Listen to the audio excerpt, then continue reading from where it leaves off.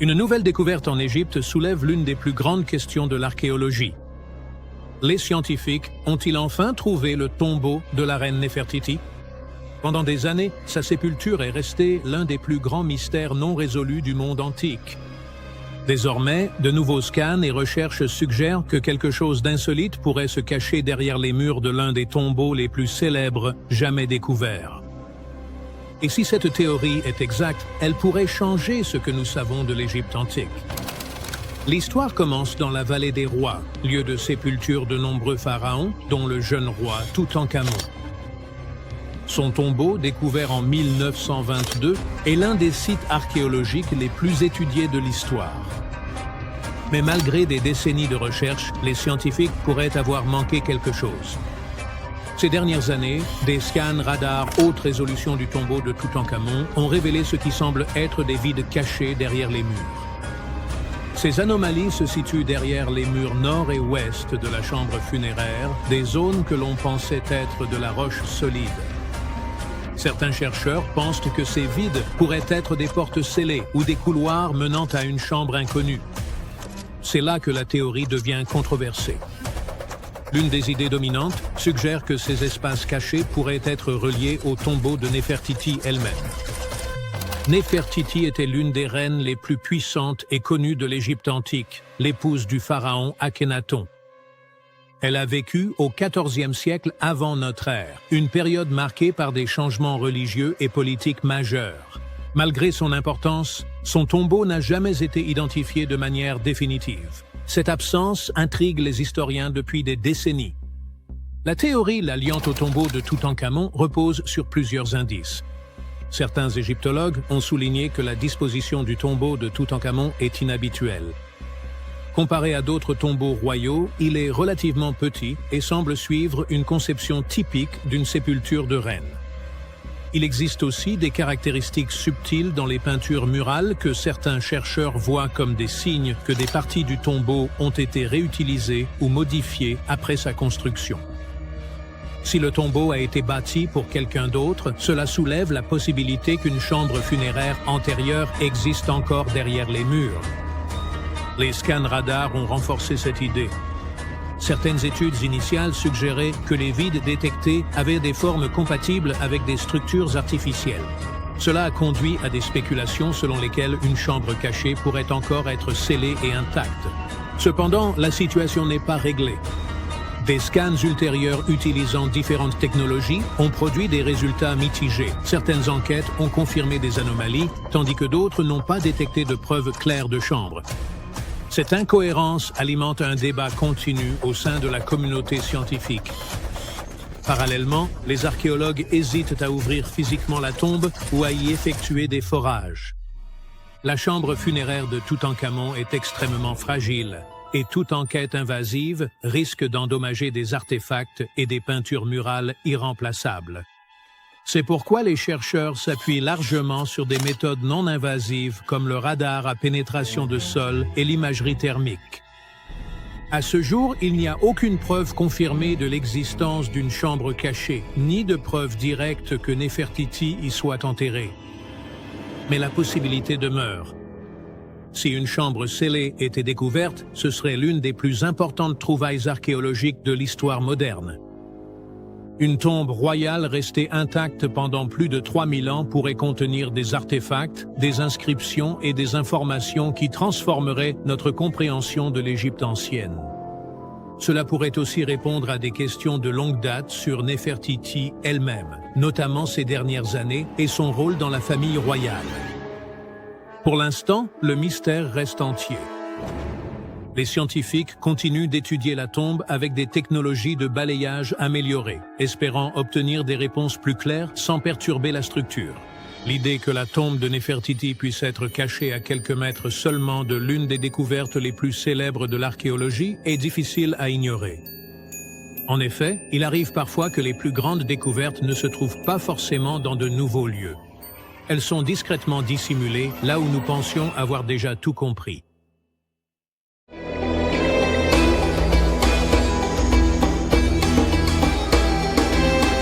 La Grande Pyramide a été créée comme lieu de repos éternel pour le monarque égyptien antique Khéops. Selon la légende, Napoléon est entré dans la Grande Pyramide et en est ressorti secoué et très pâle. Il n'a jamais révélé ce qu'il a vu à l'intérieur, mais quoi que ce fût, on dit que cela l'a affecté pour le reste de sa vie. Lorsque Napoléon est entré dans la pyramide, il aurait traversé un passage très étroit et ascendant. Il aurait ensuite traversé un autre couloir appelé la Grande Chambre. Ce couloir aurait été beaucoup plus haut que le précédent et aurait également été pavé. Il aurait ensuite atteint la chambre du roi, la pièce maîtresse de la Grande Pyramide, qui était bordée d'énormes blocs de granit. Mais elle n'aurait pas eu l'air aussi grandiose que nous pouvons l'imaginer. Aucun hiéroglyphe ne décore ces murs, car les Égyptiens n'ont commencé à décorer les chambres funéraires des pyramides que bien plus tard. Les tombes des pharaons au cœur de la pyramide auraient aussi été remplies de trésors, des pièces en or, aux bijoux les plus précieux du monde. Mais tout cela aurait été pillé il y a bien longtemps. La seule chose qui serait probablement restée à l'intérieur aurait été un énorme sarcophage qui aurait autrefois contenu la momie du roi. Il serait aussi passé devant la chambre de la reine. Mais cette pièce n'a probablement pas accueilli de reine, car les pyramides n'étaient généralement construites que pour une seule personne. Des tunnels mystérieux partent de là. À ce jour, personne ne sait vraiment à quoi ils servent. Et ce n'est pas la seule chose mystérieuse et effrayante que Napoléon ait pu rencontrer. Car les histoires de pharaons laissant des malédictions anciennes sur les pyramides sont légion. De nombreuses pyramides portaient des avertissements écrits à l'extérieur racontant les choses horribles qui arriveraient à ceux qui entreraient et troubleraient la paix des lieux. Nous ne savons peut-être pas ce que Napoléon a trouvé exactement dans la Grande Pyramide qui l'a tant effrayé, mais nous savons avec certitude ce qui a été trouvé dans la tombe de Toutankhamon. Toutankhamon était un pharaon égyptien qui n'avait que 8 ou 9 ans lorsqu'il est monté sur le trône. Il est devenu un phénomène culturel lorsque sa tombe a été découverte presque entièrement intacte en 1922. Son tombeau se trouve dans la vallée des rois à Thèbes, l'actuel Luxor, qui se trouve en Égypte. Contrairement à la Grande Pyramide, le tombeau de Toutankhamon était couvert de magnifiques décorations murales. Les murs racontaient l'histoire de son voyage vers l'au-delà à travers les enfers. Les Égyptiens croyaient que chacun devait accomplir ce voyage, alors ils remplissaient les tombes d'objets et de peintures pour aider les morts à y parvenir. Il y aurait aussi eu des sortilèges peints sur les murs. Ils pensaient que cela aiderait les gens à passer dans le royaume suivant. Ce voyage serait assez long, c'est pourquoi les anciens Égyptiens remplissaient aussi les pyramides de nourriture. La pyramide de Toutankhamon était remplie de 8 paniers de fruits. On y a même trouvé des fruits de palmier doum. Les pièces étaient remplies de meubles, de statues, de vêtements et de bâtons, parmi tout un tas d'autres choses. On aurait probablement trouvé aussi beaucoup de vêtements et de bijoux coûteux dans les pyramides. Les anciens Égyptiens voulaient que leurs ancêtres voyagent avec style dans l'au-delà. Ils ont placé Toutankhamon dans sa dernière demeure avec plus de 50 pièces d'habillement, toutes de la plus haute qualité. Il y avait des tuniques, des foulards, des gants et des coiffes, et une tonne de bijoux. Ainsi que des bracelets, des pendentifs, des colliers, des bagues et des scarabées pour le protéger. Chacun d'entre eux était fait d'or ou de pierres précieuses. Il y avait aussi des éventails en plumes d'autruche pour garder le jeune pharaon au frais sous le chaud soleil égyptien. Mais la température à l'intérieur des pyramides n'a jamais vraiment dépassé les 20 degrés Celsius. Les anciens Égyptiens ont mis au point un système de climatisation très sophistiqué que nous ne comprenons pas encore complètement aujourd'hui. La pyramide de Toutankhamon contenait aussi 130 bâtons de marche en ébène, ivoire, argent et or pour l'aider dans son voyage. Il y avait 3 chars cachés au cas où il se fatiguerait de toute cette marche. 11 pagaies de bateaux ont également été placés à l'intérieur, mais il n'y avait aucune trace d'une quelconque embarcation. Les pyramides auraient été jonchées des senteurs et des parfums préférés du pharaon. Pendant les fouilles du tombeau de Toutankhamon, il est rapidement apparu qu'elle avait été en partie dévalisée pendant l'Antiquité. Les portes avaient été endommagées et des traces d'huile avaient été laissées dans des bocaux vides. Il semble que quelqu'un ait fait un raid sur la pyramide pour récupérer l'or, les parfums et les huiles qui avaient été laissés pour le roi Tout. Il restait encore un peu de parfum fait d'huile de noix de coco et d'encens dans un flacon. Il semble que le pharaon Toutankhamon aimait les jeux de société. Il y avait un plateau en ivoire de jeux de scénettes dans sa pyramide. Bien que nous ne sachions pas exactement comment y jouer, nous avons compris qu'il s'agissait d'une sorte de version égyptienne du backgammon. Il semble que c'était un jeu à 2 joueurs où le but était d'éjecter son adversaire du plateau. Reste à savoir contre qui pouvait bien jouer la momie de Toutankhamon. Les anciens Égyptiens avaient certains rituels qui peuvent nous sembler assez étranges. Par exemple, ils avaient l'habitude de se raser les sourcils si jamais ils perdaient un chat. Il n'est donc pas trop surprenant qu'ils aient mis des choses vraiment bizarres à l'intérieur des pyramides. Les archéologues ont découvert une collection de chats momifiés et de scarabées dans des pyramides datant de plus de 4000 ans. Ils ont été trouvés dans les pyramides de Saqqara qui se trouvent au sud du Caire. Ils ont aussi trouvé du matériel de maquillage et des miroirs à l'intérieur. Le maquillage était porté fièrement par les hommes et les femmes à l'époque de l'Égypte ancienne. L'eyeliner était le produit cosmétique le plus populaire. La pierre de Rosette est l'une des découvertes les plus significatives jamais faites dans les pyramides. Elle a été trouvée par l'armée de Napoléon Bonaparte.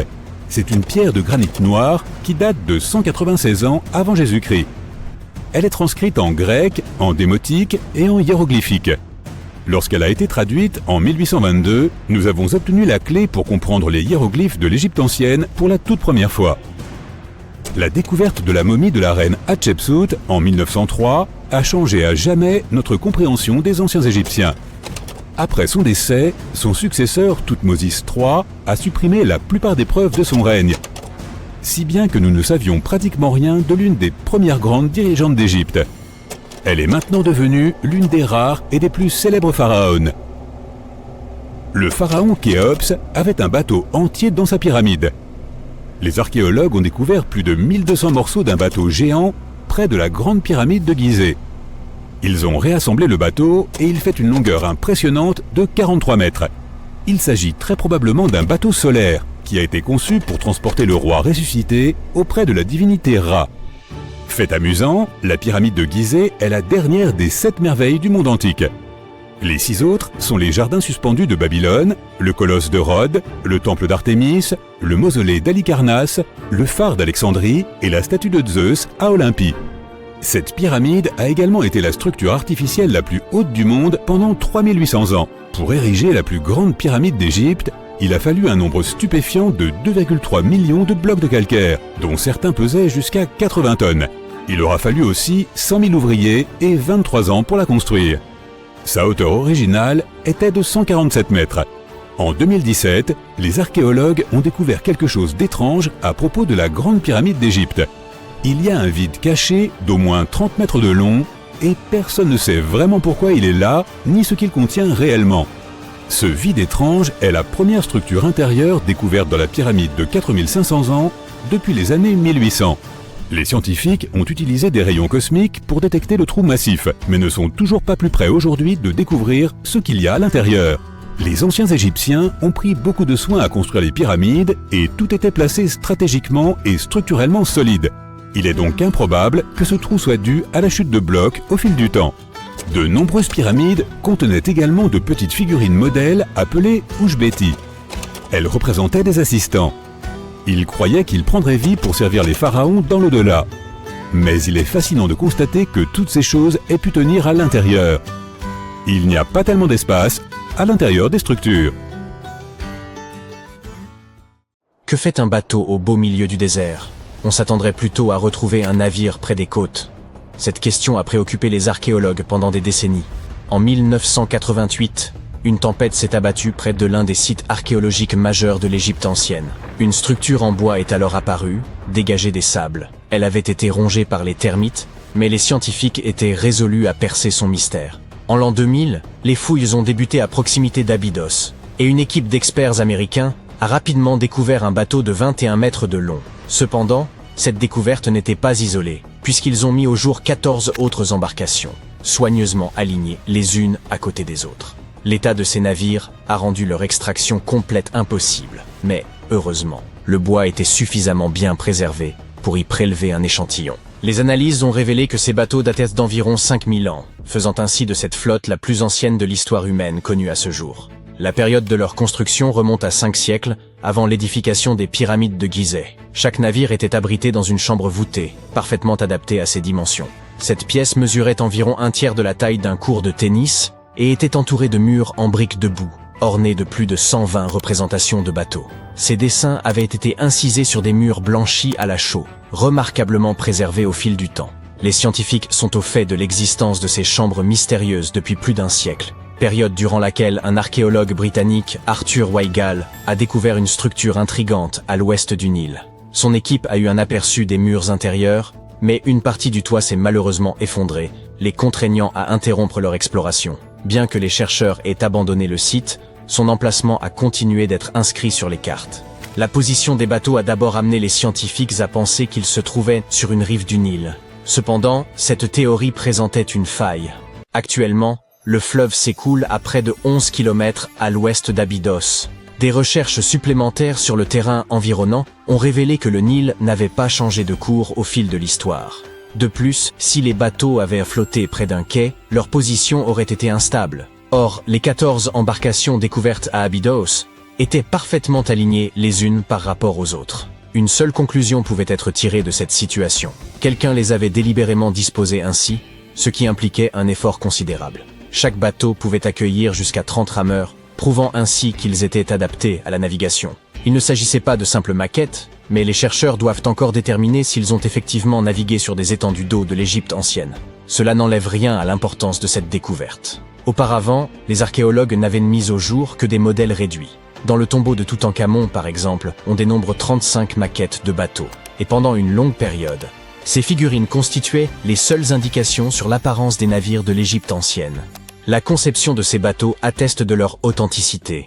Ils constituent les plus anciens exemples connus de ce que l'on appelle des bateaux construits. Dans l'Antiquité, les gens réalisèrent des embarcations primitives, en creusant de grands troncs d'arbres, tandis que l'alternative consistait à assembler des roseaux pour former un radeau. Mais les bateaux découverts à Abydos étaient composés de planches attachées ensemble. Cette découverte a marqué une avancée significative dans le domaine de la construction navale. À leur époque, ces bateaux devaient être impressionnants, car le bois représentait une ressource précieuse. Dans le désert, il n'y avait pas de bois, et le cèdre devait être importé du Liban. Seul le pharaon pouvait se permettre un tel luxe. L'étude de la zone entourant l'ancienne flotte a également apporté des éclaircissements supplémentaires. Les scientifiques ont découvert une structure en briques de boue dédiée au culte du pharaon, et sa date de construction approximative coïncide avec celle des bateaux en bois. Les mêmes briques utilisées pour édifier ce bâtiment ont également servi à enfermer la flotte. Lors de leur construction, les salles qui les abritaient étaient dotées d'un plafond, une section que les archéologues ont mise au jour au début du XXe siècle. Tout comme les momies dans leurs sarcophages, ces magnifiques navires reposaient à l'intérieur de voûtes splendides. L'extérieur de ces salles était tout aussi impressionnant. À l'origine, les murs extérieurs étaient revêtus d'un enduit en calcaire blanc qui avait la capacité de réfléchir la lumière. Sous les rayons du soleil désertique, la structure abritant les bateaux devait resplendir à des kilomètres à la ronde. Les bâtisseurs égyptiens anciens ont employé la même méthode pour recouvrir les pyramides 5 siècles plus tard.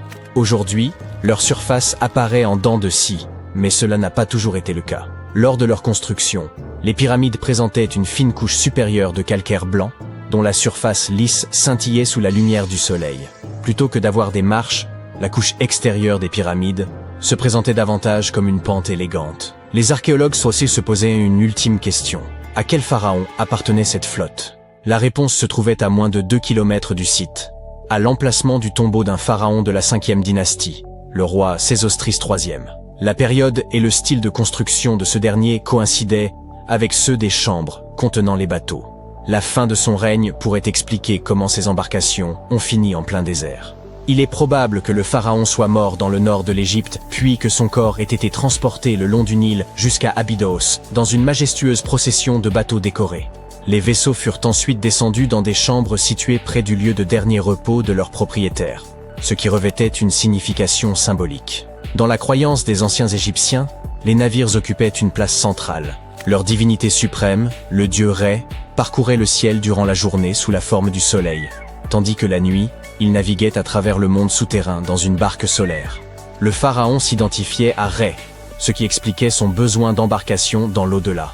Elle représentait le seul moyen de se régénérer, tout comme le soleil se lève chaque jour à l'horizon. Cette croyance perdura pendant des millénaires.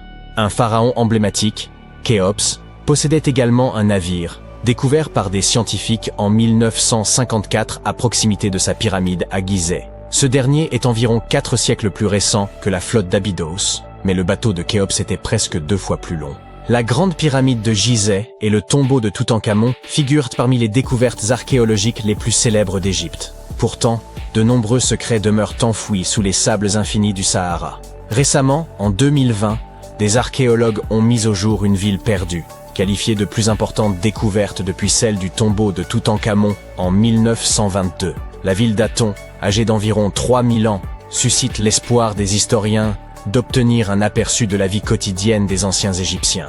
L'archéologue et égyptologue renommé Zahi Hawass a décrit ce site comme une cité d'or oubliée.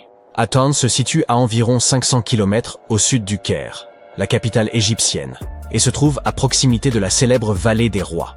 Les archéologues ont d'abord découvert des sections de murs en briques de boue qui s'étendaient dans toutes les directions. Puis, ils ont mis au jour des pièces complètes contenant des outils du quotidien.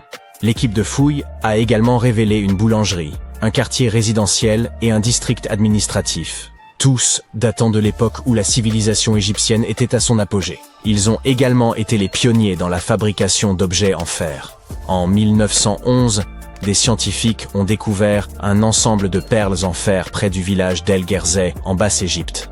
Ces perles représentent les plus anciens artefacts en fer connus à ce jour.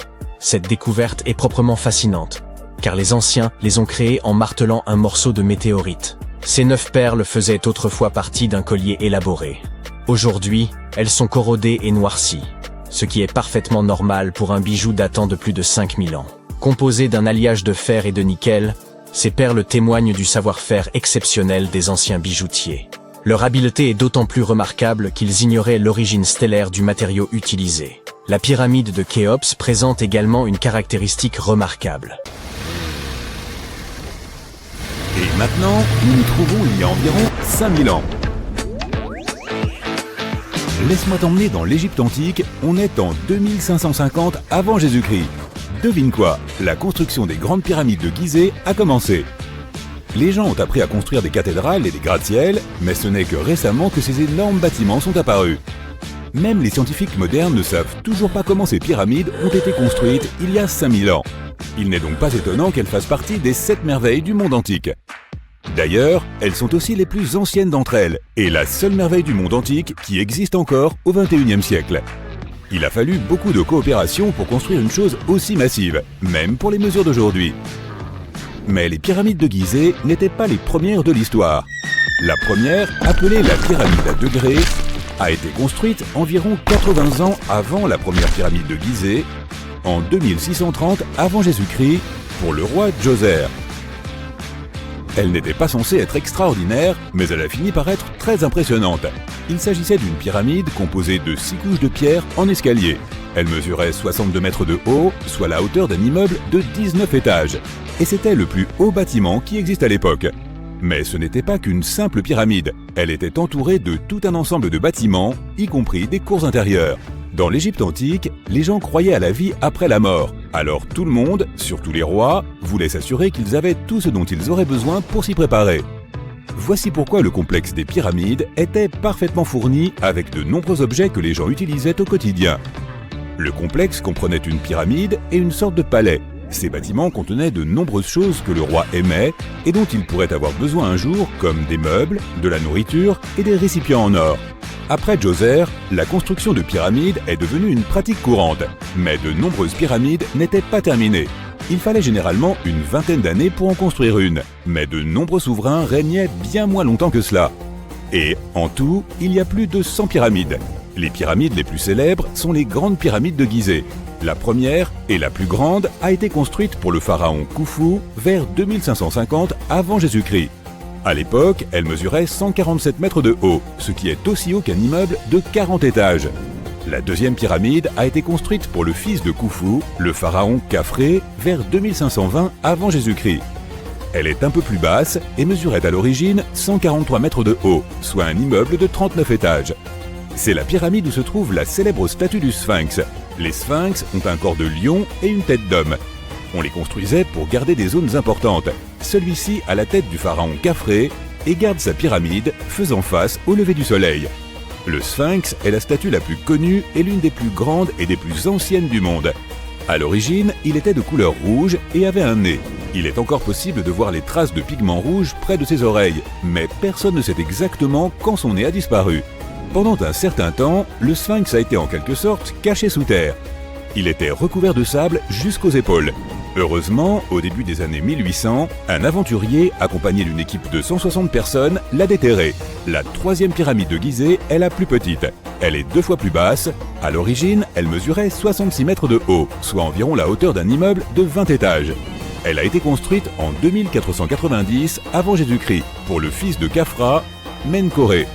Les pyramides ont été conçues pour être alignées avec les points cardinaux et leurs côtés symbolisent les rayons du soleil. Mais à l'époque, il n'y avait pas de boussole. Les Égyptiens de l'Antiquité calculaient eux-mêmes les directions avec une précision étonnante. Pour aligner les pyramides, ils ont utilisé 2 constellations. À l'origine, les pyramides étaient recouvertes de calcaire blanc lisse et avaient un sommet doré et argenté pour refléter le soleil. Plus tard, d'autres rois ont pris le calcaire blanc des pyramides et l'ont utilisé pour d'autres constructions. Les scientifiques ont estimé que les Égyptiens de cette époque ont utilisé environ 2,3 millions de blocs de pierre pour construire la première pyramide. Chaque bloc pesait plus d'1 tonne, c'est le poids d'un rhinocéros. Certains blocs étaient encore plus gros, étant presque aussi lourds qu'un éléphant. Il y a 4 millénaires et demi, il n'y avait aucun équipement moderne pour aider à la construction. Il n'y avait pas de machines, pas de roues et même pas d'acier. Le seul métal dont ils disposaient était le cuivre. Aujourd'hui encore, les scientifiques ne savent pas exactement comment les Égyptiens ont réussi à construire les pyramides. Il ne reste aucun document qui pourrait nous éclairer à ce sujet. Certains pensent même que les Égyptiens voulaient garder le secret et qu'ils n'ont pas laissé d'archives à cet effet. Beaucoup croient que ce sont des gens pauvres et des étrangers qui ont construit les pyramides, mais ce n'est pas vrai. En fait, les bâtisseurs étaient des ouvriers très qualifiés et ils étaient bien nourris et bien payés. Les archéologues affirment que les bâtisseurs vivaient dans une ville provisoire à proximité et constituaient une communauté très organisée avec un chef bien déterminé.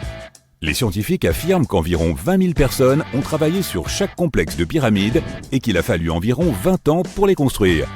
Il s'agissait probablement d'un projet national. Les ressources du site de construction étaient importantes et la nourriture et les produits de première nécessité devaient provenir de toutes les régions d'Égypte.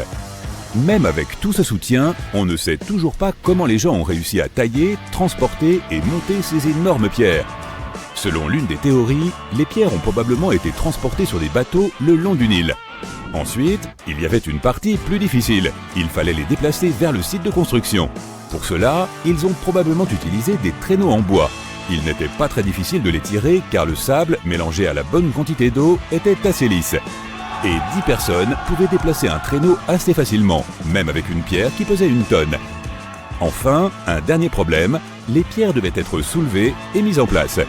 Les archéologues ont découvert les restes d'un système de rampes qui remonte à l'époque de la construction des pyramides. Il est fort probable que les Égyptiens aient conçu un système unique pour déplacer et tirer d'énormes blocs de pierre. Mais personne ne sait à quoi il ressemblait exactement. La thèse la plus répandue est qu'il y avait plusieurs rampes autour de la pyramide pour aider à déplacer les blocs. La rampe grandissait au fur et à mesure que la pyramide devenait plus haute.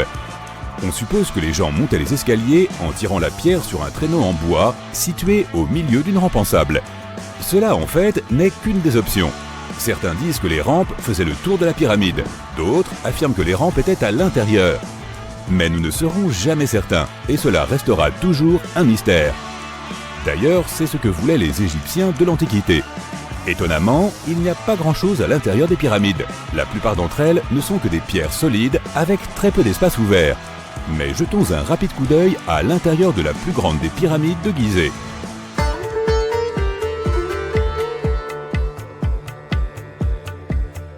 Depuis l'entrée, il y a 2 escaliers, l'un qui descend et l'autre qui monte. Celui qui descend vous emmène à une chambre située sous terre. C'est là que se trouvent les pharaons, mais pas dans cette pyramide, car Khufu voulait rester plus haut. La chambre souterraine est en partie inachevée.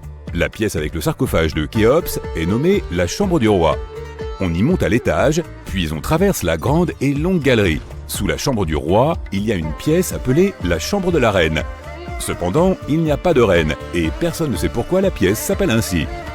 Malheureusement, aucune de ces pièces n'a de hiéroglyphes sur les murs. Elles sont tout simplement vierges. Si tu veux en voir, tu dois aller dans les autres salles qui sont décorées. Ces œuvres d'art sont des représentations de la culture et de la vie quotidienne de l'Égypte antique. Les textes permettent aux chercheurs d'étudier leur langue et leur grammaire. Malheureusement, les trésors qui se trouvaient autrefois ici dans la pyramide ont été volés depuis longtemps. De cette pièce, il y a de nombreux tunnels dont le but est inconnu. Il y a beaucoup de tunnels et de passages à l'intérieur des pyramides. Il y a beaucoup de chambres, de puits et de chemins. Étonnant. Des scientifiques ont mis au jour une cité enfouie sous les pyramides d'Égypte. Sa taille est vertigineuse, bien au-delà de celle du plus vaste hypermarché que vous puissiez concevoir. Galeries, chambres souterraines, structures verticales. Nul ne saurait dire aujourd'hui à quoi elles servaient. Commençons par le commencement. Des chercheurs italiens et écossais étudiant la pyramide de Képhren ont identifié ce qui semble être des tunnels secrets sous 3 pyramides distinctes. Cette découverte pourrait remettre en question nos connaissances sur l'Égypte antique. L'expédition baptisée Projet Képhren fut dirigée par Corrado Malanga, basé à Pise, et Filippo Biondi, affilié à l'université de Strathclyde, en Écosse. Leur objectif principal consistait à explorer la pyramide de Képhren, la seconde plus grande du plateau de Gizeh. Sous la pyramide de Képhren, les scientifiques ont mis au jour une imposante structure. Serait-ce une ancienne cité souterraine égyptienne? En analysant minutieusement leurs relevés, ils ont conclu que 8 grandes formations verticales, peut-être des puits ou des conduits, se dissimulaient en profondeur. Ces éléments s'étendent sur près de 2000 mètres, l'équivalent de 2 tours Burj Khalifa, et demi-posées à la suite l'une de l'autre. Un indice saisissant de l'ampleur de la découverte. Ces puits descendent également à environ 610 mètres sous terre, ce qui dépasse largement la profondeur des stations de métro les plus profondes au monde, qui excèdent rarement les 120 mètres. De forme cylindrique, ils sont bordés d'escaliers en spirale, évoquant les tours d'un ancien château gothique. Ils mènent à 2 vastes chambres aux contours inhabituels. S'agirait-il de cubes ou de vasques géantes? Chacune semble mesurer plus de 80 mètres de diamètre.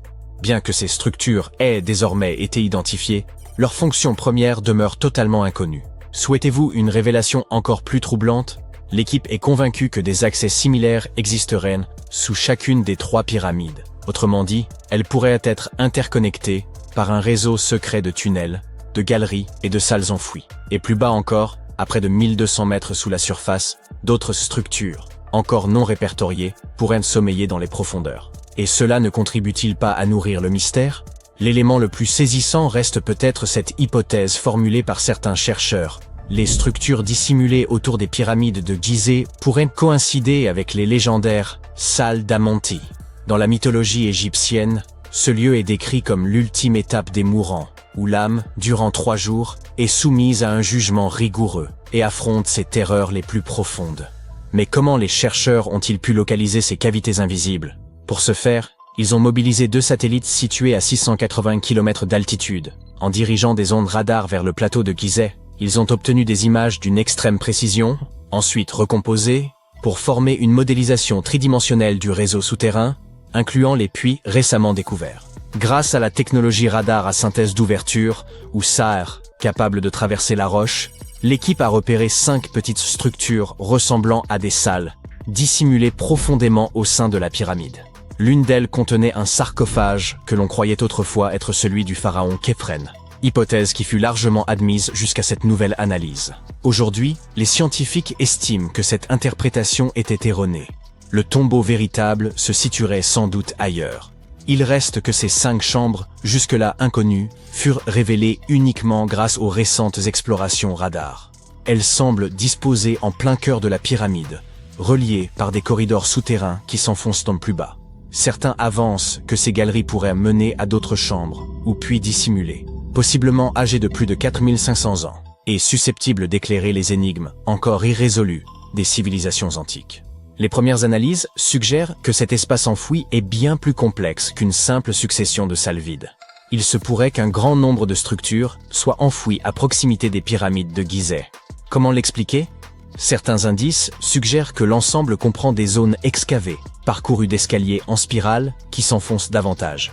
En affinant les images captées, il serait possible de révéler l'existence d'un vaste réseau souterrain, peut-être même les vestiges d'une ville entière, ensevelie sous le plateau. Malgré l'enthousiasme suscité par ces révélations, nombreux sont ceux qui demeurent sceptiques quant à l'existence réelle de cette cité souterraine.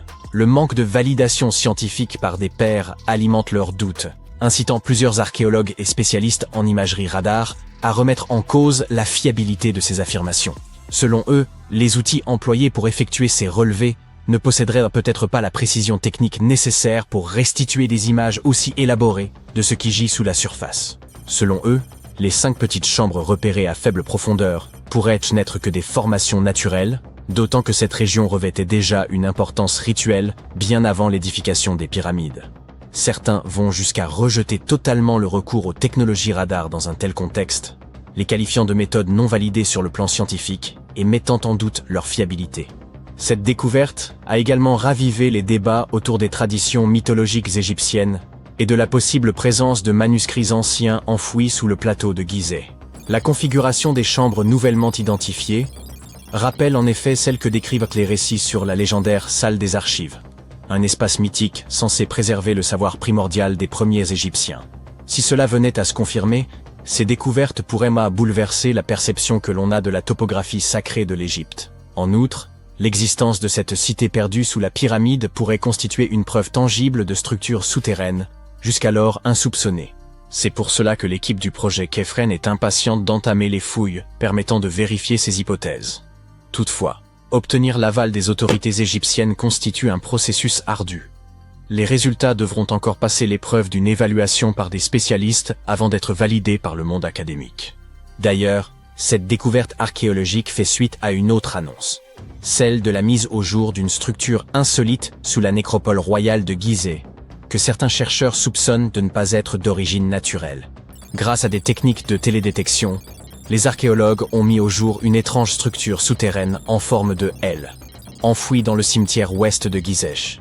Cette section est réputée pour renfermer les tombes de membres de la royauté ainsi que de hauts dignitaires.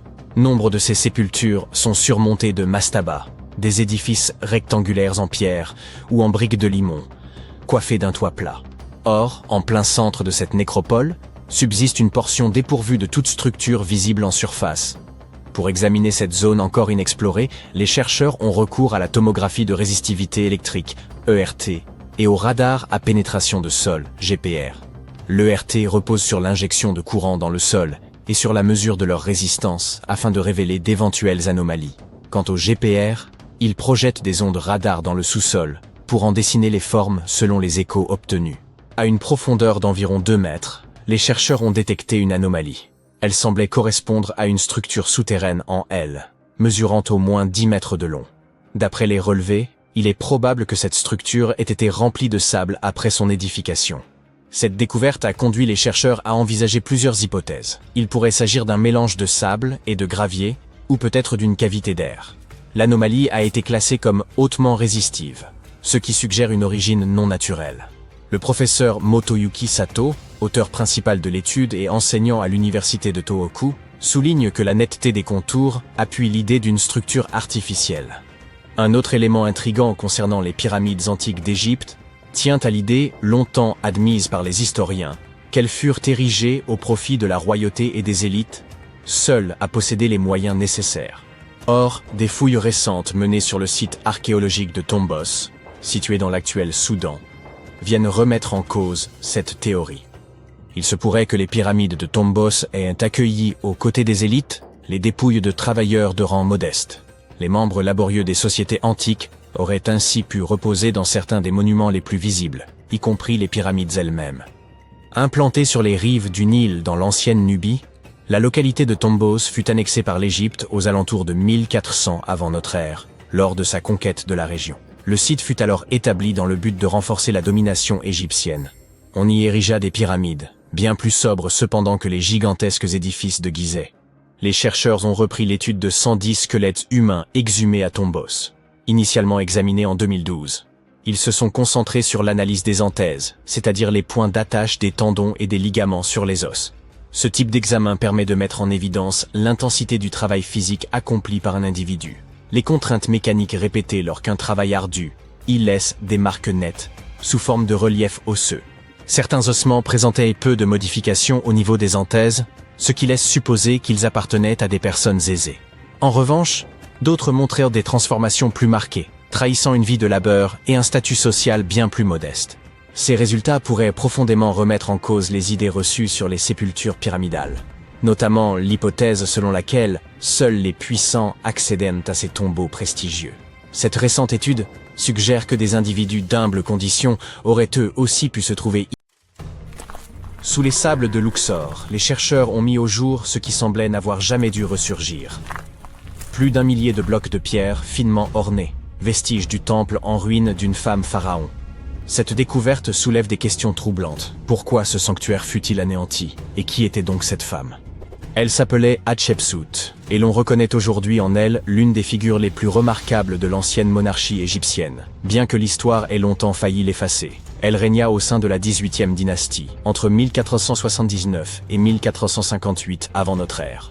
Elle se distingua par de vastes projets architecturaux, des campagnes militaires victorieuses et des échanges commerciaux florissants.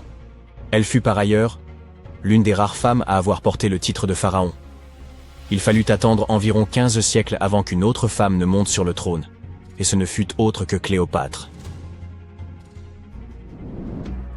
Le chemin qu'emprunta Hatshepsut pour accéder au pouvoir constitue, sans doute, l'épisode le plus singulier de son histoire. Comme dans la plupart des monarchies héréditaires, la succession en Égypte privilégiait clairement les héritiers mâles.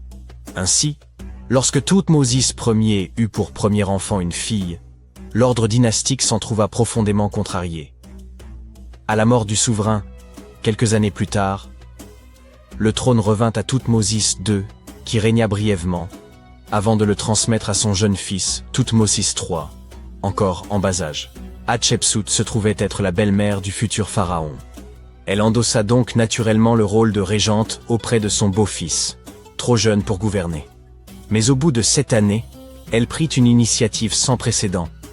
Elle s'empara du pouvoir suprême et s'autoproclama pharaon d'Égypte. Il ne s'agissait pas d'une simple ambition personnelle. Hatshepsut avait pleinement conscience que, pour asseoir son autorité, elle devait se faire reconnaître comme souverain légitime. Elle adopta donc les attributs royaux dans leur intégralité, y compris la barbe postiche symbolique des pharaons. Statues et hiéroglyphes la représentaient fréquemment en homme, arborant le pagne traditionnel et la coiffe sacrée. Ce n'était toutefois nullement un déguisement. Les spécialistes s'accordent à dire qu'elle n'a jamais cherché à dissimuler son identité. Sur ces statues, on retrouve fréquemment des titres féminins comme « fille de Ré », ainsi que des formules grammaticales mêlant les genres, à l'instar de « Sa Majesté » elle-même. Par ses choix, elle signalait clairement qu'en dépit de l'adoption des symboles royaux masculins, elle assumait pleinement sa condition de femme. Mais cette stratégie ne suffisait pas. Afin de légitimer son autorité, elle imagina une généalogie d'origine divine soigneusement construite. Elle déclara que le dieu Ammon, prenant l'apparence de son père Thoutmôsis Ier, s'était uni à sa mère, faisant d'elle l'issue de l'union céleste. Cette revendication était loin d'être anodine. Les pharaons étant perçus comme des dieux sur terre, le fait de s'associer à Ammon renforçait considérablement la légitimité de son ascension. Les bas-reliefs des temples figuraient de cette naissance divine, Ammon la désignant comme son héritière légitime. Ces récits n'étaient pas de simples mythes, mais des instruments politiques destinés à asseoir son autorité sans contestation. Elle adopta en outre un nouveau nom, Mat-Kare, que l'on peut traduire par « la vérité est l'âme du dieu soleil ». Le concept de Maat occupait une place essentielle dans la pensée religieuse égyptienne, incarnant l'ordre, la justice et l'harmonie sacrée. Il appartenait au pharaon de faire régner ce principe pour préserver l'équilibre du royaume. En choisissant ce nom, Hatshepsut affirmait son statut de souveraine légitime, investie d'un devoir sacré.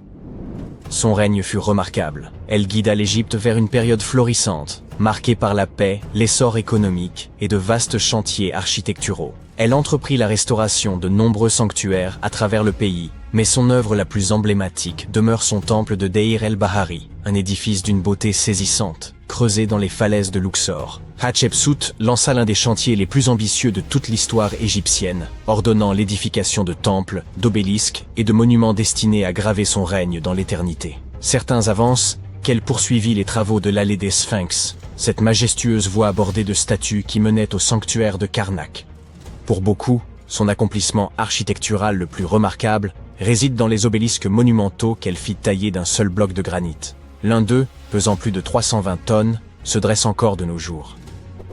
Mais au-delà de l'architecture, elle étendit aussi l'influence de l'Égypte par le commerce. Elle dépêcha une expédition vers le mythique pays de Pont, que l'on situe aujourd'hui en Somalie ou en Érythrée, en rapportant des trésors tels que l'or, l'ivoire ou des créatures exotiques. Cette flotte, fendant la mer Rouge, inaugura la première mission commerciale documentée de ce type, forgeant des liens économiques durables pour les générations futures.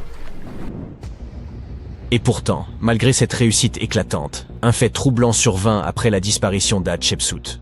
Son successeur, et beau-fils, Thoutmôsis III, longtemps éclipsé par son règne, prit une décision radicale.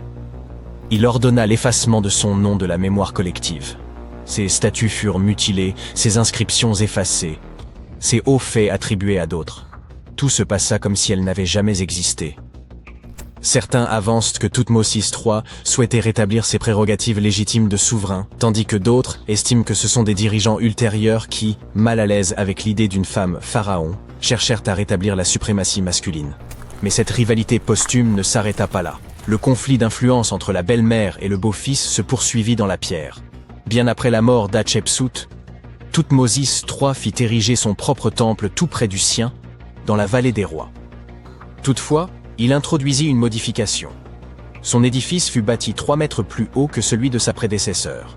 Ce geste n'avait rien d'anodin. Il s'agissait d'une proclamation symbolique destinée à reléguer son héritage dans l'ombre. Mais l'histoire en avait décidé autrement. Dès le 19e siècle, l'héritage d'Hatshepsut commença à refaire surface. Et ce n'est qu'au prix d'enquêtes archéologiques rigoureuses que la pleine mesure de son règne fut enfin reconnue. De nos jours, Hatshepsut est célébrée comme l'une des souveraines les plus marquantes d'Égypte. Son règne, autrefois effacé, a été reconstitué grâce à un flot continu de découvertes archéologiques, démontrant que sa puissance et son influence ne seraient pas si aisément oubliées. Sa sépulture se trouvait cachée à la vue de tous, son corps ayant été déplacé de sa chambre funéraire d'origine dans le dessein de l'effacer de l'histoire. Ce dernier indice acheva de consacrer son héritage, prouvant que même les volontés les plus acharnées d'effacer un pharaon ne sauraient y parvenir. Le majestueux temple d'Hatshepsut, le Djeser-Djeserou, constituait une prouesse architecturale remarquable, érigée pour célébrer son règne et affermir sa filiation divine avec le dieu Amon. Mais à sa disparition, son successeur Thoutmôsis III engagea une entreprise méthodique visant à effacer sa mémoire, allant jusqu'à faire démanteler certaines sections de l'édifice. Les historiens débattent encore du motif. Une manœuvre dynastique, une volonté de rétablir l'autorité masculine traditionnelle, ou un moyen de consolider les droits de Thoutmôsis III sur le trône.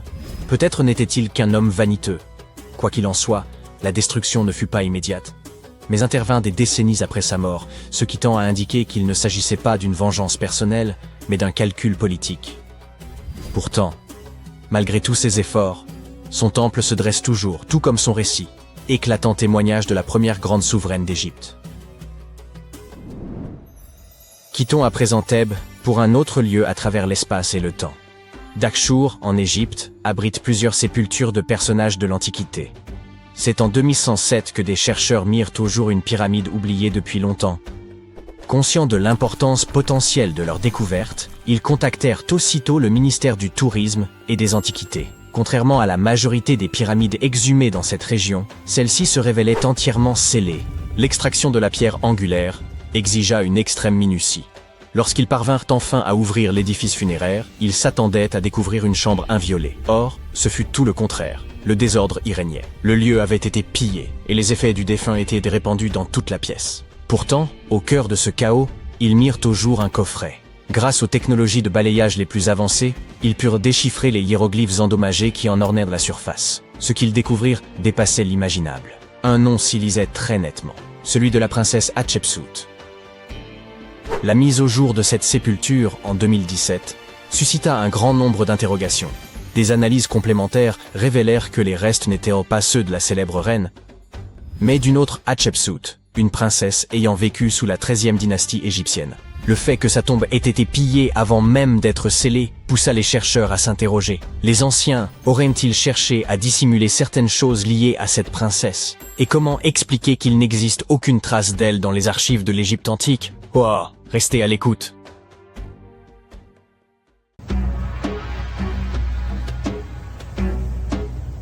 Ce n'est pas le décor de Dune, mais une véritable cité désertique située au Niger.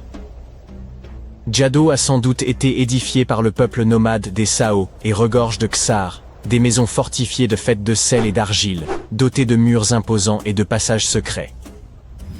Perchées au cœur du désert, elles constituaient autrefois une étape essentielle pour les caravanes transsahariennes, mais elles laissaient désormais un repère pour les contrebandiers et les bandits. L'accès y est interdit depuis 2002 en raison de sa dangerosité. Et l'origine des Ksar demeure nimbée de mystères.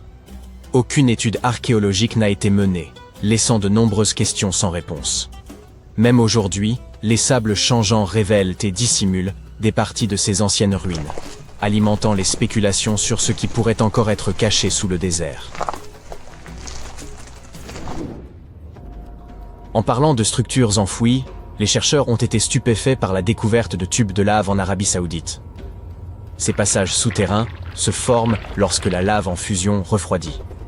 Les chercheurs pensent que d'anciens nomades ont pu utiliser ces tunnels pour survivre aux conditions désertiques extrêmes. Lors de leur excavation, les archéologues ont mis au jour des artefacts, des peintures rupestres et des restes squelettiques. L'art et les ossements d'animaux suggèrent que les personnes ayant utilisé ces tunnels étaient probablement des bergers. On tente encore de déterminer si ces groupes y résidaient sur de longues périodes, ou si les tunnels ne servaient que de refuge temporaire. La pyramide de Khéops se dresse depuis des millénaires, mais elle continue de receler des secrets. Grâce à une technologie de balayage avancée, les scientifiques ont découvert 2 structures cachées sous un ancien site funéraire. La première forme une structure peu profonde en elle, tandis qu'en dessous se trouve un espace bien plus vaste, qui pourrait être un lieu de sépulture ou une chambre. La structure plus petite a été délibérément remplie de sable, tandis que la plus profonde pourrait être une chambre vide. On estime que les 2 sont reliés, peut-être par un passage menant à une chambre secrète. Cette découverte est d'importance capitale, car elle pourrait nous offrir de nouvelles perspectives sur les bâtisseurs des pyramides et leurs motivations. Le monde est riche en écrits anciens, mais certains messages demeurent impénétrables, à l'instar du mystère de la tablette de Bachplémy. Cette pierre énigmatique, extraite d'un lac en Géorgie, est recouverte de symboles que personne n'arrive à déchiffrer. Malgré les progrès technologiques, les experts restent totalement déconcertés. Cette tablette, de la taille d'un livre, comporte 60 symboles gravés avec soin sur sa surface. Mais 39 d'entre eux ne correspondent à aucune langue connue.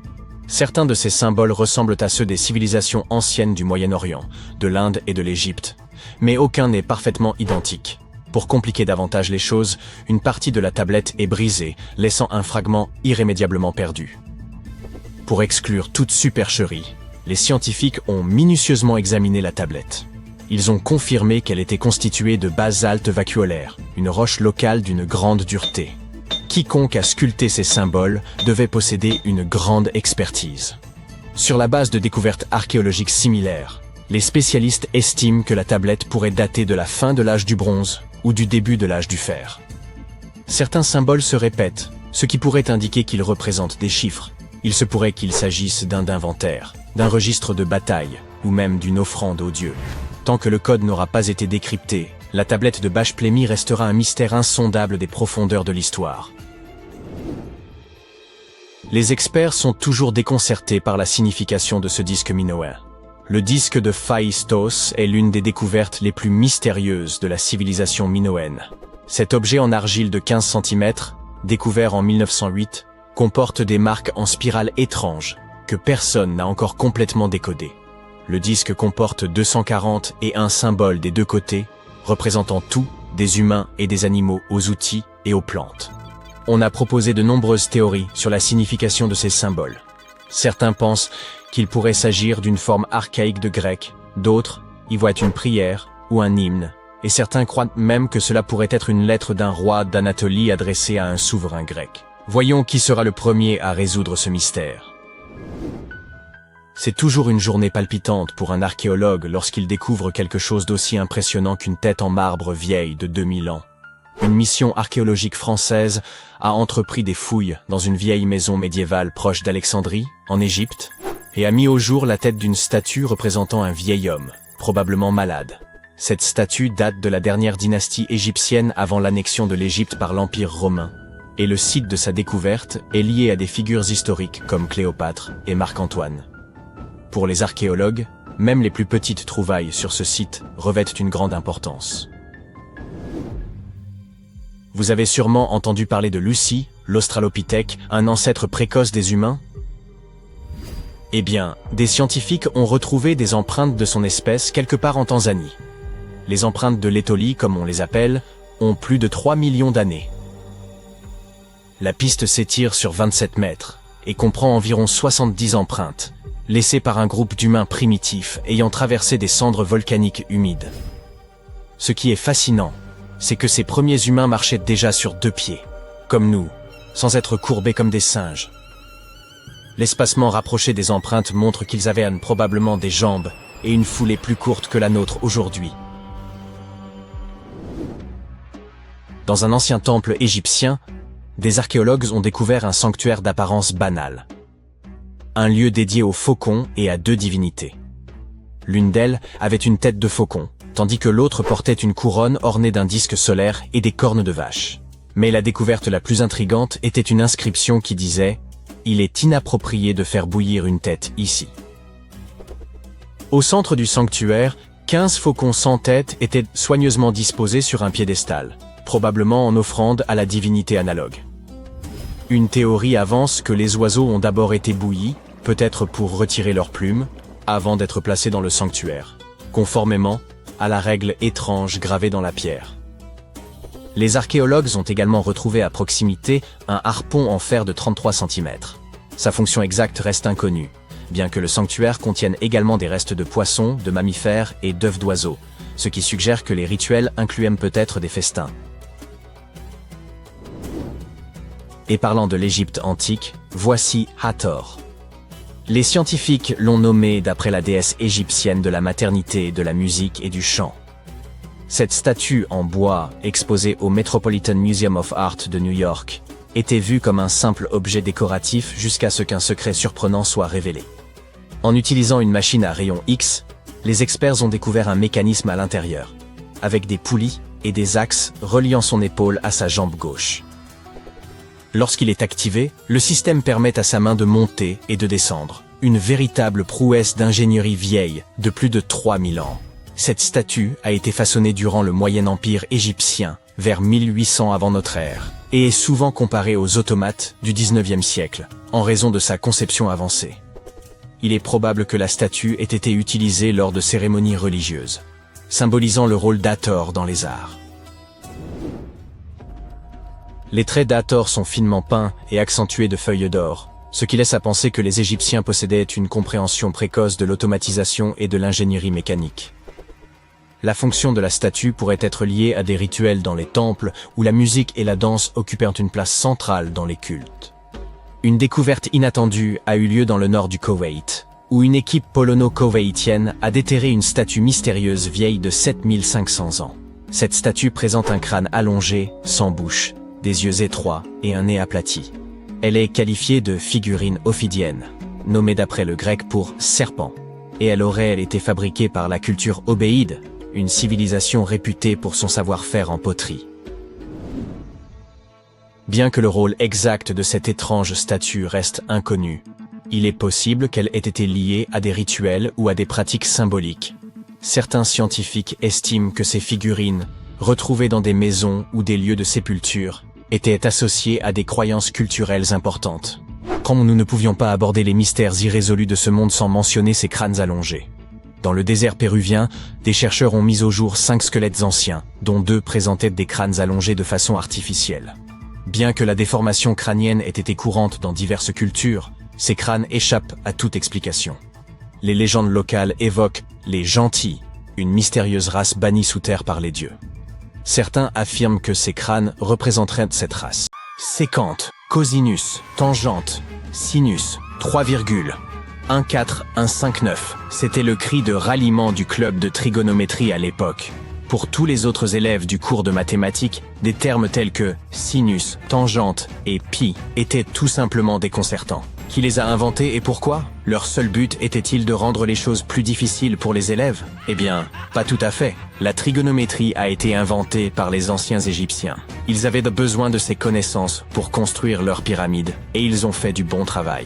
La grande pyramide de Gizeh est toujours debout aujourd'hui, quelques 4500 ans après sa construction. Et personne n'a fait de réclamation. Sortons donc de cette salle de classe et partons pour un voyage dans le temps afin de percer les secrets de la précision des anciens Égyptiens. Vous voici sur le chantier de la Grande Pyramide, à une quinzaine de kilomètres du Caire en Égypte. La ville n'est pas encore là. Vous n'êtes entouré que du désert et des nombreux ouvriers. Ils transportent de gros blocs de pierre pesant chacun 2,5 tonnes. Ces blocs se trouvent sur des traîneaux de bois qui eux-mêmes reposent sur de gros cylindres. Une équipe de 8 hommes fait rouler ces blocs en avant. Cela fait tout de suite penser au rouleau d'une caisse enregistreuse de supermarché. Le principe est exactement le même, mais l'échelle est plus grande, beaucoup plus grande. Les scientifiques estiment que les Égyptiens ont utilisé 2,3 millions de blocs de ce type rien que pour la Grande Pyramide. Et le bloc qui se trouve devant vous est l'un des plus légers. Le plus lourd d'entre eux pesait près de 15 tonnes. Mais d'où venaient tous ces blocs? La plupart provenaient de carrières situées autour de Gizeh. Ce n'est pas très impressionnant, pensez-vous. Mais attendez de savoir comment les ingénieurs de l'Antiquité ont transporté du granit sur 800 km jusqu'à la pyramide. À l'époque, il n'y avait ni chemin de fer, ni autoroute. Mais il y avait le Nil, ce fleuve puissant. Les chercheurs pensent même que les Égyptiens ont creusé un canal pour relier le Nil directement au site de construction des pyramides. Il suffisait alors d'attendre le début de la saison des crues, et le tour était joué. La montée des eaux faisait flotter les lourds blocs de pierre. Mais comment ont-ils ensuite soulevé tous ces énormes cailloux sur la terre ferme pour les empiler ainsi jusqu'au sommet? Disposaient-ils de grues gigantesques? Les anciens Égyptiens ont contourné ce problème, littéralement. L'un des ouvriers vous montre maintenant la rampe géante qui fait le tour de la pyramide qu'ils sont en train de construire. C'est ainsi qu'une route de montagne se ferait un chemin en zigzag jusqu'au sommet. Si la rampe rejoignait directement le sommet de la pyramide, les ouvriers ne pourraient pas s'en servir pour tirer les blocs de pierre. Elle serait trop abrupte. Les scientifiques ont calculé que l'inclinaison maximale était de 8%. Les anciens Égyptiens ont donc simplement prolongé la rampe autour de la pyramide. Encore une fois, il ne s'agit que de théorie, car la rampe aurait pu se trouver à l'intérieur de la pyramide, comme le suggèrent certains chercheurs. La méthode de construction exacte reste un mystère, gardé jalousement par le Sphinx. C'est son vrai nom, n'est-ce pas? Eh bien c'est faux. Le grand Sphinx n'est que le pseudonyme de la statue. Vous savez, ce nom que prennent les écrivains lorsqu'ils veulent se cacher leur véritable identité, ou le nom de scène d'un chanteur. Le véritable nom du Sphinx, traduit de l'égyptien, signifie Horus à l'horizon. C'était le nom de la divinité égyptienne du ciel. Le mystère ne s'arrête pas là. Un homme passe devant vous avec un seau de peinture. Il va ajouter une touche de couleur au grand Sphinx. Les chercheurs ont trouvé des taches de cette couleur rouge à côté de son oreille. Il s'agit d'une peinture très résistante, qui a tenu pendant des milliers d'années. Vous vous tenez maintenant en face du Sphinx. Vous levez les yeux. Il est très grand, n'est-ce pas? 20 mètres, pour être précis. Résistez à l'envie de prendre un selfie. Allez, vous pouvez le faire. Vous remarquez maintenant autre chose. On dirait que le Sphinx se trouve au centre d'un triangle géant. C'est l'un des côtés de la Grande Pyramide. Et non, vos yeux ne vous jouent pas des tours. Le Sphinx se trouve vraiment au centre de la face latérale de la pyramide. C'est ici que les mathématiques entrent en jeu. Une pyramide a 4 faces, appelées faces latérales. Il y a aussi une 5e face, la base, mais elle n'est pas visible. C'est, vous l'avez deviné, la face cachée. Le Sphinx a un dernier mystère à révéler, son âge. Les scientifiques s'accordent à dire que c'est le pharaon Képhren qui l'a construit. Il a régné après son père qui avait construit la Grande Pyramide, toute proche. Les deux structures ont donc été achevées à la même époque. Mais revenons à nos jolis nombres. Vous avez entendu parler de Cléopâtre, cette princesse égyptienne dont on dit qu'elle était d'une grande beauté? Elle a vu les pyramides, mais elle vivait plus près de l'époque du premier iPhone que de celle des bâtisseurs de pyramides. Fascinant, non? Vous pouvez voir des milliers de personnes autour de vous. Ils travaillent dur pour construire le tombeau du pharaon. Mais combien sont-ils exactement? Un philosophe grec a estimé qu'il y avait jusqu'à 100 000 ouvriers. Ce chiffre semble acceptable pour une structure aussi gigantesque, mais il ne peut pas être correct. La science ne peut tout simplement pas confirmer ce chiffre. Les égyptologues estiment le nombre total d'ouvriers à 30 000.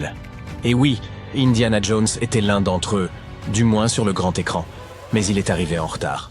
Les égyptologues en savent beaucoup sur les pyramides, mais ils ne savent pas tout. Non pas parce qu'ils ne veulent pas savoir, mais parce qu'ils n'ont pas encore recueilli suffisamment de preuves. Ils ne peuvent que supputer le processus de construction. D'abord, les ingénieurs arrivaient pour choisir le bon endroit et prendre les mesures nécessaires. C'est pour cela qu'ils avaient besoin de toutes ces mathématiques compliquées. Ensuite, il fallait s'approvisionner en matériaux, les gros blocs de pierre dont j'ai parlé plus haut. Les bateaux les livraient à l'emplacement de la future pyramide, et les ouvriers pouvaient enfin s'atteler à la tâche. Ils travaillaient en petits groupes, mais ils étaient au moins 2000 à ciseler et à sculpter à tout moment. Cela ressemble à un chantier d'aujourd'hui? C'est très similaire, mais ça se passe il y a des milliers d'années.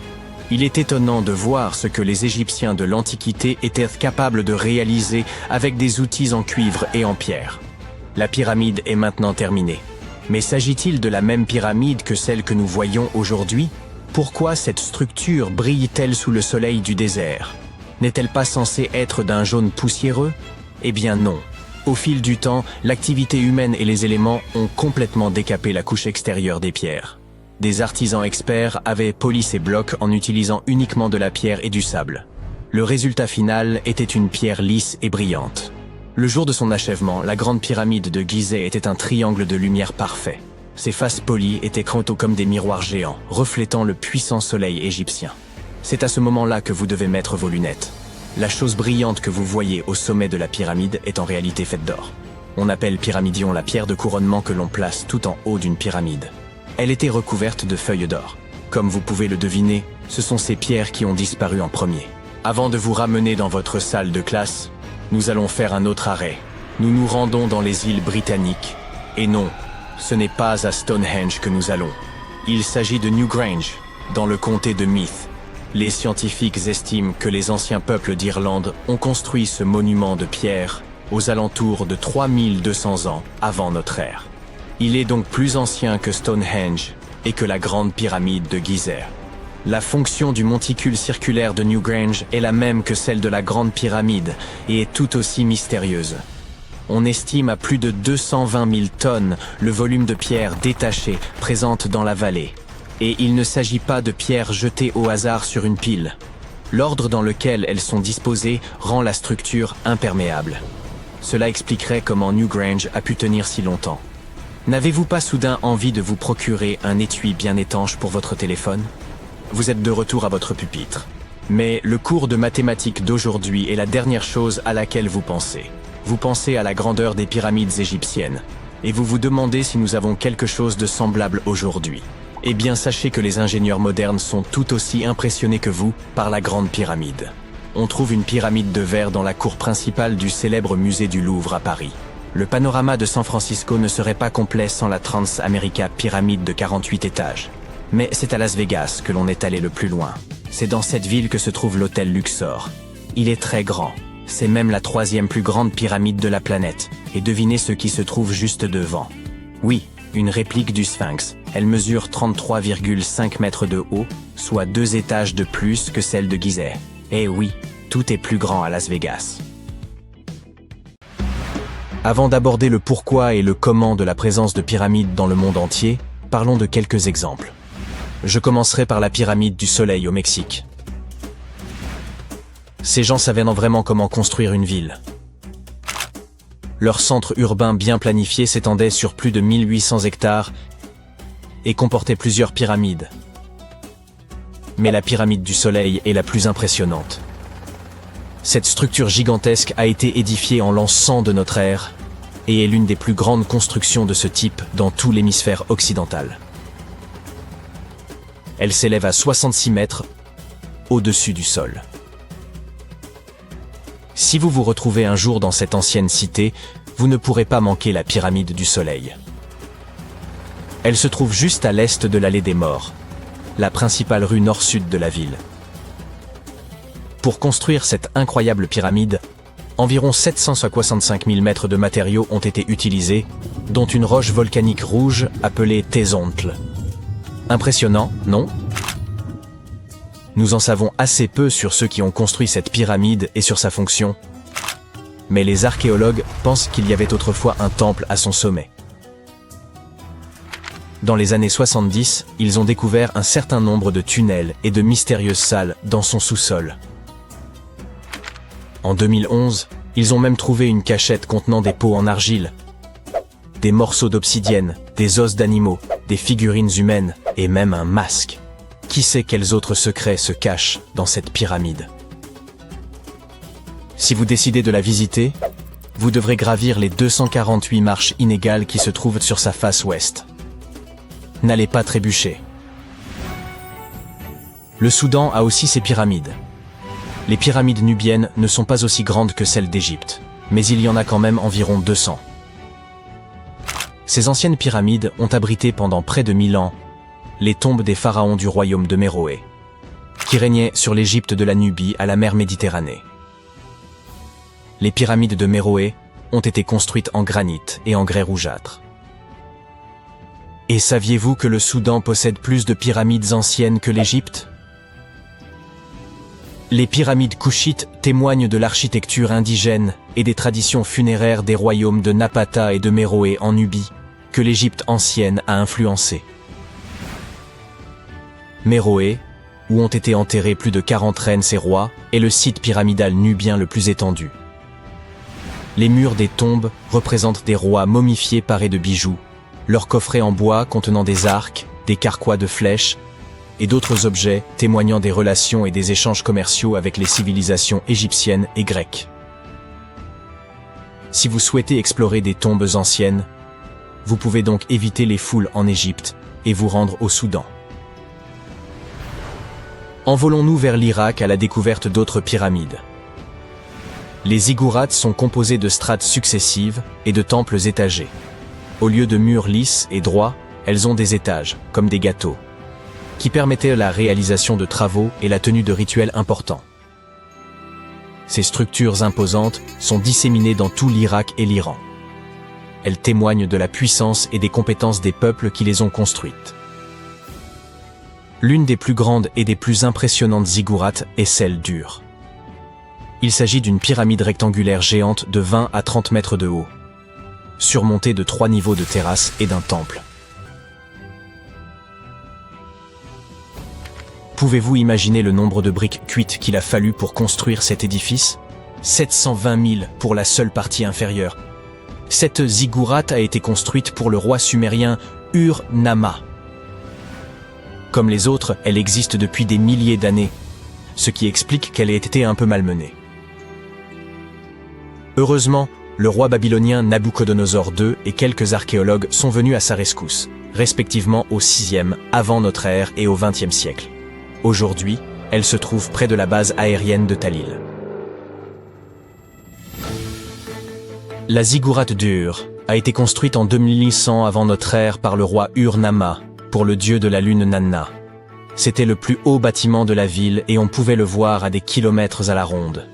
Il ressemblait à la flèche d'une cathédrale médiévale. Les gens y apportaient leur surplus agricole et obtenaient leur lot de nourriture en retour, mais c'était aussi un lieu spirituel. Malheureusement, le temple de Nanna, situé au sommet de la ziggourate, n'a pas survécu, mais nous possédons quelques briques bleues, vernissées, qui pourraient avoir fait partie de son décor. Les parties inférieures de la ziggourate sont tout de même étonnantes. Les architectes ont même percé des trous dans l'extérieur du temple pour permettre à l'eau de s'évaporer. Maintenant que nous avons exploré quelques-unes des pyramides de notre planète, élargissons notre perspective. On en trouve dans de nombreuses régions du monde. L'Égypte compte plus de 100 pyramides. Le Soudan en a le double, et des dizaines d'autres sont disséminées au Moyen-Orient et en Chine. Mais c'est en Amérique que l'on trouve le plus grand nombre de pyramides. Il y en a plus là-bas que dans toutes les autres parties du monde réunies. Ces pyramides sont situées au Mexique, au Guatemala, au Honduras et au Salvador. Voici un aperçu de l'évolution des pyramides au cours de l'histoire. La plus ancienne se trouve en Égypte. Il s'agit d'une pyramide à degrés, constituée de couches de pierres superposées. C'est au pharaon Snéfrou que l'on attribue la création de ce type de pyramide très connu. Au cours de son règne de 45 ans, il a construit 3 pyramides. Ses 2 premières tentatives ont échoué, mais il a finalement réussi avec la pyramide rouge, qui est considérée comme la première vraie pyramide. C'est son fils, Khéops, qui construisit la grande pyramide de Gizeh, la plus haute construction humaine sur Terre pendant près de 4000 ans. Les pyramides d'Amérique latine sont semblables aux premières pyramides à degrés égyptiennes, mais elles ont été construites indépendamment les unes des autres. Les pyramides du Soudan ont été construites vers 700 avant notre ère. Elles sont hautes, mais beaucoup plus étroites que celles d'Égypte. Comment toutes ces civilisations ont-elles pu construire ces édifices sans communiquer entre elles? Après tout, les Aztèques, les Mayas et les anciens Égyptiens étaient aussi différents que possible. Mais malgré leurs différences culturelles, ils semblaient tous d'accord sur une chose. Les pyramides étaient plutôt cool. Les pyramides à degrés sont présentes dans le monde entier parce que c'était le type de structure le plus pratique et le plus stable. Elles pouvaient être construites en hauteur sans matériaux légers comme le bois ou le métal. La forme triangulaire avec une base carrée est extrêmement stable comparée à une structure cubique qui nécessiterait plus de matériaux pour une hauteur moindre. En ce qui concerne la conception des pyramides, celle d'Égypte ressemblait à des triangles géants avec une base carrée, des côtés lisses et un sommet pointu. En revanche, les Aztèques et les Mayas ont préféré l'aspect d'un gâteau à étages, avec des marches menant à une plateforme au sommet. Ainsi, bien que toutes ces pyramides aient la même base, elles ont chacune leur propre style. Chaque groupe a construit ces pyramides en utilisant des inclinaisons, des techniques et des matériaux différents. Ainsi, même s'ils se sont parfois inspirés du travail des autres, ils sont restés originaux. Les pyramides égyptiennes avaient des faces lisses et inclinées conçues pour favoriser l'ascension de l'âme du pharaon. La pyramide du soleil a été construite au-dessus de grottes qui servirent de passage aux divinités. Les Mayas ont construit le temple de Kukulkan à Chichén Itzá pour honorer cette divinité que l'on représente généralement sous la forme d'un serpent. Surnommé El Castillo, il comporte 91 marches de chaque côté ainsi qu'une plateforme, soit 365 marches, une pour chaque jour du calendrier maya. Dites-moi les amis, comment les pyramides ont-elles été conçues? Pour commencer, ce sont des humains qui les ont construites, et non des extraterrestres débarqués sur Terre en soucoupe volante. Vous voyez, une chose que toutes les pyramides ont en commun, c'est qu'elles ont été bâties sans outils avancés, et parfois même sans roues. Les ouvriers, qualifiés ou non, étaient nombreux, ainsi que les architectes. Par exemple, on estime qu'il fallut 20 000 personnes pour la grande pyramide de Gizeh, et que la plupart étaient de fins artisans. La construction d'une pyramide était une entreprise de grande envergure qui nécessitait des années de planification et d'efforts. Celle de Cholula, au Mexique, a nécessité 600 ans de travail.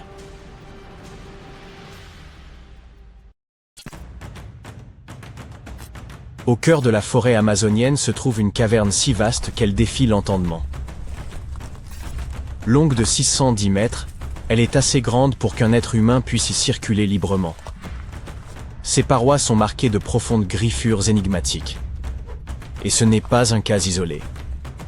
Si vous vous rendez dans le sud du Brésil, vous trouverez plus de 1500 cavernes similaires, allant de modestes terriers à de véritables galeries monumentales. Ces grottes n'ont rien des cavernes classiques pleines de chauves-souris. Il s'agit de ce que les chercheurs appellent des paléothériers, d'anciennes structures souterraines creusées par des bêtes si énormes qu'elles font paraître nos éléphants minuscules. Quoi qu'elle ait été, la créature responsable a excavé à elle seule l'équivalent de la masse de 800 éléphants. Je sais, cela ressemble encore à une grotte ordinaire, mais les spécialistes ont vite remarqué qu'elle était particulière. Ses parois étaient bien trop régulières, et le sol, remarquablement lisse. Or, ni l'eau ni l'érosion ne peuvent produire des marques aussi précises. Ces grottes brésiliennes constituent les plus vastes archives géologiques d'une activité animale connue. Comme si l'on entrait dans une habitation préhistorique bâtie par des créatures de la taille d'une voiture. Pour résoudre ce mystère, les chercheurs ont examiné les griffures sur les murs et ont conclu qu'elles avaient sans doute été faites par d'énormes paresseux terrestres. Une espèce nommée Valgyps, dont le poids pouvait avoisiner les 4 tonnes, et qui aurait pu dévorer en 3 jours l'équivalent de votre alimentation annuelle. Aussi massifs soient-ils, ces animaux ne pouvaient creuser seuls d'aussi longs tunnels, ils devaient collaborer. C'est pourquoi les scientifiques pensent que plusieurs paresseux utilisaient un même tunnel et le creusaient ensemble. Il se peut même que de gigantesques tatous aient contribué à l'ouvrage, car ils étaient des excavateurs extrêmement habiles, et eux aussi habitaient à cette région. D'accord, mais pourquoi un paresseux ou un tatou géant aurait-il besoin d'un terrier long de 610 mètres? Excellente question. Et la vérité, c'est que les scientifiques ne le savent pas encore avec certitude. Il paraît peu probable qu'un tel ouvrage ait été creusé uniquement pour fuir les prédateurs, surtout quand on sait qu'un tigre à dents de sabre aurait pu y pénétrer sans difficulté. À moins qu'il n'ait inventé des systèmes de sécurité préhistoriques, cette hypothèse comporte quelques failles. Haha, jeu de mots pleinement assumé. La meilleure hypothèse concerne sans doute le climat. À cette époque, le monde était plus sec et plus froid. Certaines espèces de paresseux géants prospéraient justement durant les périodes de transition climatique, entre glaciation et réchauffement. Bien que leur masse corporelle les ait protégés contre les variations habituelles, des écarts brusques de température ont probablement poussé ces animaux à s'abriter pour survivre. Et tout comme leurs descendants actuels, ils avaient sans doute du mal à réguler leur chaleur corporelle. Or, se réfugier sous terre leur permettait de préserver leur progéniture et d'économiser leur énergie. Plus un corps est massif, plus il est coûteux à maintenir. Certains chercheurs avancent que ces tunnels ont pu servir de repères partagés à tour de rôle. Un paresseux s'y installe, creuse un peu, laisse quelques traces de griffes, puis repart, et plus tard, un autre investit l'endroit, y ajoutant sa propre signature. En somme, une sorte d'auberge espagnole pour mégafaune préhistorique. Tous les indices pointent vers une forme de multipropriété plutôt qu'une occupation exclusive. Après tout, ces créatures n'étaient en guère sociables. Paresseux comme Tatou préféraient la solitude en duo, généralement mère et petit. Quant au père, il ne restait que pour la partie plaisante. Mais vous aurez sans doute remarqué un léger détail. Ces créatures ont disparu depuis longtemps. Leur extinction remonte à environ 11 000 ans, au moment où les humains ont commencé à se répandre sur la planète, alors qu'une ère glaciaire touchait à sa fin. En vérité, 80% des mammifères pesant plus d'1 kilogramme ont disparu à cette époque. Le premier coupable est bien sûr celui que l'on retrouve toujours sur le banc des accusés, l'être humain. Il y a environ 10 000 ans, une vague de chasseurs experts, munis d'outils distinctifs, comme les pointes de lance, a traversé l'Amérique du Nord. La théorie veut que la faune locale n'ait pas su réagir face à ce nouveau prédateur, devenant ainsi une proie facile. Une fois les grands herbivores éliminés, les carnivores ont décliné à leur tour faute de nourriture. Et la chasse n'a pas été le seul facteur. Les premiers humains ont sans doute aussi perturbé les écosystèmes, rendant la vie encore plus difficile pour les grandes espèces. Mais attendez, il y a un autre suspect, le changement climatique. À peu près à la même époque, le climat terrestre a connu un bouleversement majeur. Il est passé d'un froid extrême à un froid plus modéré. Pour situer, la température moyenne avoisinait les 8 degrés Celsius, ce qui a entraîné des saisons instables et la disparition progressive de nombreuses plantes. Et lorsque la végétation décline, les grands herbivores, comme nos paresseux géants, se retrouvent privés de ressources, ce qui les fragilise davantage. De nombreux chercheurs estiment aujourd'hui que les activités humaines et les bouleversements climatiques ont tous deux contribué à l'extinction, mais selon des modalités différentes suivant les régions. Ici, l'homme aurait rompu l'équilibre. Ailleurs, la nature seule aurait mené l'œuvre à son terme. Quoi qu'il en soit, cette conjonction fatale a scellé la fin des géants. Il s'avère qu'une taille colossale n'est pas toujours un avantage. Les grands animaux vivent plus longtemps et se reproduisent lentement, ce qui les rend extrêmement vulnérables lors des catastrophes. Et leur rétablissement est d'une lenteur dramatique. Après la disparition des dinosaures, par exemple, il a fallu près de 15 millions d'années avant que de nouveaux méga-mammifères n'émergent à leur tour. La dernière extinction majeure remonte à environ 12 000 ans. Une durée bien trop courte pour permettre l'évolution de nouvelles créatures massives. Les plus grands animaux terrestres d'aujourd'hui, comme les éléphants, les rhinocéros ou les bisons, ne sont pas de jeunes espèces. Ce sont les survivants aguerris d'un ancien cataclysme. Et nous partageons encore la planète avec le rorqual bleu, le plus grand mammifère ayant jamais existé. Mais pourquoi certains animaux préhistoriques sont-ils devenus si énormes au départ? En réalité, la taille offre plusieurs avantages. Malgré tout ce que l'on sait sur l'extinction, elle protège des prédateurs et apporte un avantage dans la lutte pour la nourriture. Quand les herbivores prenaient de l'ampleur, les carnivores devaient suivre, sous peine d'être dépassés. L'environnement joue aussi un rôle fondamental. Les animaux à sang froid peuvent grandir davantage dans les régions chaudes afin de mieux dissiper la chaleur, tandis que les géants à sang chaud s'épanouissent dans les climats froids pour mieux conserver la leur. Un paléontologue a avancé que certains végétariens de taille démesurée avaient né besoin d'un ventre énorme juste pour digérer les plantes ligneuses de leur époque, comme s'ils transportaient un bar à salade dans leur abdomen. Il faut aussi parler de l'oxygène. À l'époque, l'atmosphère terrestre en contenait bien plus qu'aujourd'hui. Et cela change tout, surtout pour les espèces dotées de systèmes respiratoires peu efficaces, comme les insectes. Ce surplus d'oxygène leur permettait de croître davantage et d'être plus actifs, un véritable mode turbo offert par la nature.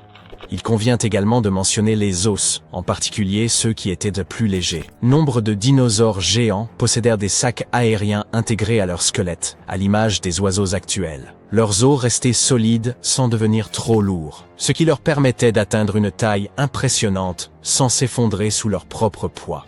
Ces sacs aériens servaient aussi au refroidissement, ce qui est vital quand on est littéralement une chaudière ambulante de muscles. À l'inverse, les mammifères modernes subissent les limites imposées par la gravité et la biologie. Des corps plus volumineux exigent un cœur plus robuste, des poumons puissants et une pression sanguine suffisante. Or, la terre ferme n'apporte que peu de soutien. C'est aussi ce qui explique pourquoi les baleines ont dépassé les dinosaures en taille. L'océan agit comme un système de soutien naturel. Grâce à la flottabilité, leur masse est portée, ce qui permet au rorqual bleu d'atteindre une masse impressionnante de 150 000 kg, sans finir aplati. Sur la terre ferme, une telle corpulence poserait de graves problèmes physiologiques. Ainsi, les anciens géants n'étaient nés pas de simples bizarreries de la nature, mais le fruit d'un équilibre précis entre air, nourriture, environnement et lois physiques travaillant de concert. Cette extinction fut certes une tragédie pour les paresseux géants, ces véritables ingénieurs de la nature, mais elle nous a sans doute évité de cohabiter avec des insectes de la taille de corbeaux, comme certains méganisoptères, ou encore des 1000 pattes de près d'1,80 m de long. Gloops! Sur ce, si vous le permettez, je vais aller rendre hommage aux paresseux modernes, lents, petits et heureusement incapables de remodeler la planète, ou de me provoquer des crises de panique entomologique.